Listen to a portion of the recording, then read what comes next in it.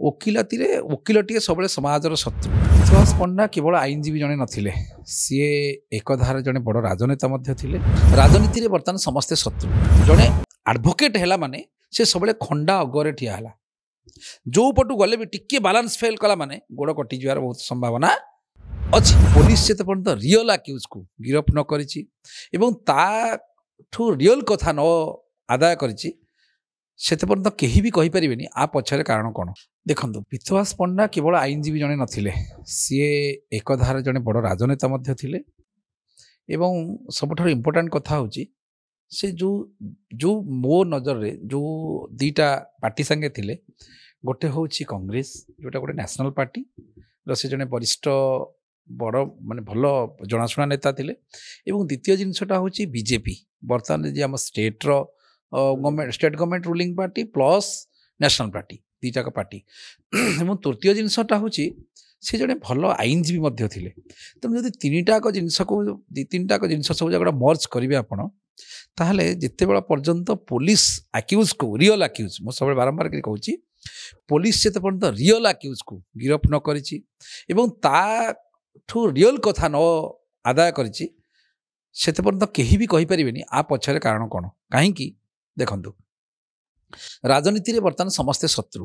ଇଏ ଦଳ ମାନେ କେବଳ ଦଳ ଆଉ ଗୋଟେ ଦଳର ଲୋକ ଶତ୍ରୁ ନୁହଁ, ଏମାନେ ନିଜ ନିଜ ଭିତରେ ମଧ୍ୟ ଶତ୍ରୁତା ମାନେ ଜାରି ରହିଛି। ଏବଂ ଆପଣ ଦେଖନ୍ତୁ, ଏବଂ ଓକିଲାତିରେ କଥା କୁହନ୍ତୁ, ଓକିଲାତି ଯଦି ଆପଣ କହିବେ, ଓକିଲଟିଏ ସବୁବେଳେ ସମାଜର ଶତ୍ରୁ। କାହିଁକି?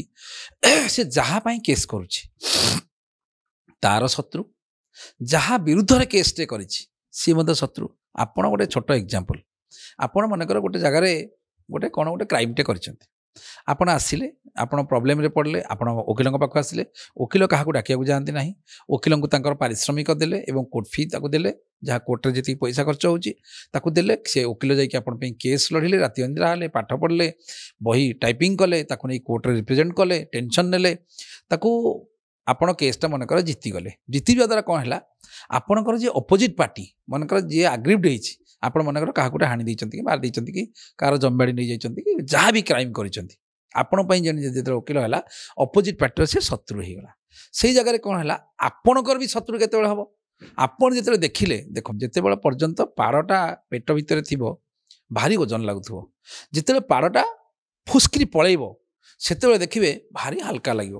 ଠିକ୍ ସେଇଭଳି ଭାବରେ ଯେତେବେଳେ ପର୍ଯ୍ୟନ୍ତ ଆପଣଙ୍କ ମୁଣ୍ଡରେ କ୍ରାଇମ୍ର ବୋଝଟା ଥୋପି ହେଇକି ଅଛି, ସେତେ ପର୍ଯ୍ୟନ୍ତ ଆପଣ ଭାବୁଛନ୍ତି ଏଇଟା ଗୋଟେ ବିରାଟ ବଡ଼ କଥା, ମୋର ୟା ହେଇଯିବ, ତା ହେଇଯିବ, ଓକିଲଙ୍କ ସାଙ୍ଗେ କଥାବାର୍ତ୍ତା କରି ଓକିଲଙ୍କ ହାତ ଗୋଡ଼ ଧରି କୌଣସି ପ୍ରକାର କାମଟି କରୁଛନ୍ତି।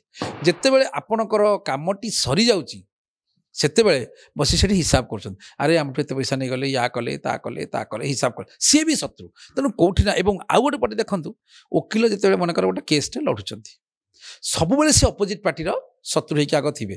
ଯେତେବେଳେ ଆପଣ କେସ୍ଟା ମନେକର ହାରି ଯାଉଛନ୍ତି, ଆପଣଙ୍କର ବି ଶତ୍ରୁ। ତେଣୁ ଓକିଲ ବର୍ତ୍ତମାନ ଦେଖିବେ ଯେ କର୍ଣ୍ଣର ଭୂମିକା ନିଭଉଛନ୍ତି। କର୍ଣ୍ଣ କ'ଣ? ଗୋଟେ ଲୋକ ଦୋଷ କରିଛି ବୋଲି ଜାଣି ସାରିଲା ପରେ ଯେଉଁଭଳି ଭାବରେ ଯୁଧିଷ୍ଠିର ଦୋଷୀ, ସେ ଯେହେତୁ ଗୋଟେ କୁରୁସଭା ତଳେ ଜଣେ ପାଞ୍ଚାଳୀଙ୍କର ଦ୍ରୌପଦୀଙ୍କର ବସ୍ତ୍ର ହରଣ କରୁଥିଲେ, ଏଇଟା କ'ଣ ଗୋଟେ ଭଲ କାମଟେ କି? ଏଇଟା ଗୋଟେ ଖରାପ କାମଟେ। ତାପରେ ମଧ୍ୟ ଯେଉଁ ଯୁଦ୍ଧ ହେଉଥିଲା, ସେ ଯୁଦ୍ଧରେ ନିଜେ କର୍ଣ୍ଣ କ'ଣ କରୁଥିଲେ, ଯେ ତାଙ୍କ ସାଙ୍ଗ ପାଇଁ ଯେହେତୁ ସେ କଥା ଦେଇଛନ୍ତି, ତାଙ୍କ ସାଙ୍ଗରେ ଶେଷ ପର୍ଯ୍ୟନ୍ତ ରହୁଛନ୍ତି, ଶେଷ ପର୍ଯ୍ୟନ୍ତ ଏବଂ ମରିବା ପର୍ଯ୍ୟନ୍ତ ମଧ୍ୟ ରହୁଥିଲେ। ଠିକ୍ ସେଇଭଳି ଭାବରେ ଜଣେ ଓକିଲ ଯଦି କହିବେ, ଗୋଟେ ଲୋକ ଦୋଷୀ ବୋଲି ଜାଣିକି ମଧ୍ୟ ତା ପାଇଁ ଲାଷ୍ଟ ମୋମେଣ୍ଟ ପର୍ଯ୍ୟନ୍ତ ସେ ତା ସାଙ୍ଗରେ ରହିଛି। ଦେଖନ୍ତୁ, କିଛି କହି ହେବନି। ଆପଣ ଯଦି କହିବେ ଯେ ଯେଉଁ ଏସ୍ଆଇ ବା ଇଏର କାଗଜପତ୍ରର କଥା ଯେଉଁ କହୁଛନ୍ତି, ତାହା ବି ହେଇଥାଇପାରେ। କୌଣସି ପ୍ରକାର ଭାବରେ ଆପଣ କହିପାରିବେ ନାହିଁ ଜଣେ ଆଡଭୋକେଟ୍ ହେଲା ମାନେ ସେ ସବୁବେଳେ ଖଣ୍ଡା ଅଗରେ ଠିଆ ହେଲା। ଯେଉଁ ପଟୁ ଗଲେ ବି ଟିକେ ବାଲାନ୍ସ ଫେଲ୍ କଲା ମାନେ ଗୋଡ଼ କଟିଯିବାର ବହୁତ ସମ୍ଭାବନା ଅଛି। ଏବଂ ଏଇଟା ଗୋଟେ ପ୍ରଥମ କଥା। ଦ୍ୱିତୀୟ କଥା, ଯଦି ଆପଣ କହିବେ, ମନେକର ଏଇଟା ସତ୍ୟ ହେଇଥାଇପାରେ, ତାହେଲେ ମନେକର ତାଙ୍କ ପାଖେ କିଛି ଡକୁମେଣ୍ଟ ଥିଲା। ଆଜିକାଲି କୌଣସି ଡକୁମେଣ୍ଟ ଏମିତି ନାହିଁ ଯିଏକି ପାର୍ଟିଟା ଜେରକ୍ସ ନ କରିକି ଦେଉଛି।